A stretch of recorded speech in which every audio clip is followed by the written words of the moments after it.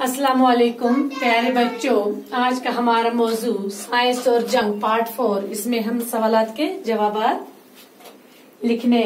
तो सवाल नंबर 1, साइंसी जंग किसे कहते हैं? शाबाश बच्चों, मैंने आपको बताया है। मैंने यहाँ पर सवालात नहीं लिखे हैं, सवालों के जवाब ही लिखे। पेज नंबर 103 to 104 इस पर इसके सवालात हैं और आप अपनी बुक अपने मुंह के सामने रखें और इसके जवाब लिखें। शाबाश। सवाल नंबर 1 का जवाब है साइंसी जंग ये एक ऐसी जंग है जो साइंस के इजाद किए हुए मौलिक हथियारों पर नस्ल होती है। शाबाश।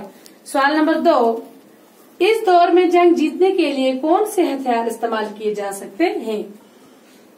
सवाल नंबर 2 का जवाब, इस दौर में जंग फौजियों की नहीं बल्कि साइंस की जंग है। जिस मुल्क के पास ज्यादा मौलिक हथियार होंगे जीत उसी की होगी। शाबाश। सवाल नंबर 3, आम ममालिक जंग से खौफजदा क्यों हैं? आम ममालिक जंग से खौफजदा इसलिए होते हैं क्योंकि मामूली बमों के बजाय हाइड्रोजन बमों का इस्तेमाल होगा। इस वजह से क्या होते हैं? खौफजदा। सवाल नंबर 4, एटमी हथियारों का सबसे बड़ा खतरा क्या है? शाबाश। एटमी हथियारों का सबसे बड़ा खतरा ये है कि इन हथियारों में बीमारी के जरासीम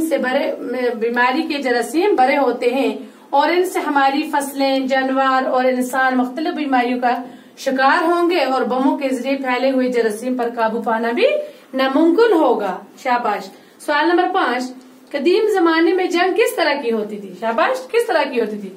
कदीम जमाने में जंग मुखालिफ फौजियों की जिस्मानी ताकत और फुर्ती का मुकाबला होता था।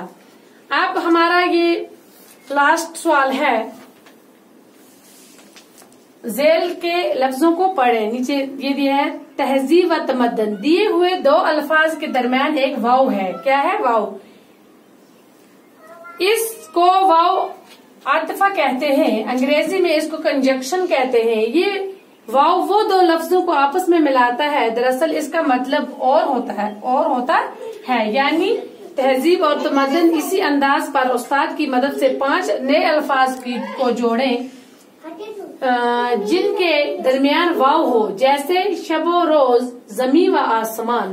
अब हमें 5 बनाने हैं, जैसे मैंने यहाँ पर बनाए आब व हवा, जम्मू व कश्मीर, दिलो दमाग, कदो कामत, हसी व जमील। तो इसी के साथ हमारा ये सबक मुकम्मल होता है। वस्सलाम।